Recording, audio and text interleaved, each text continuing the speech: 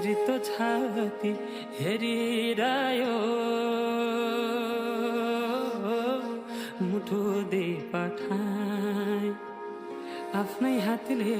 सिरा फुला रितो छाती हेरिरह्यो मुठो दे पठाए आफ्नै हातले सिरा फुला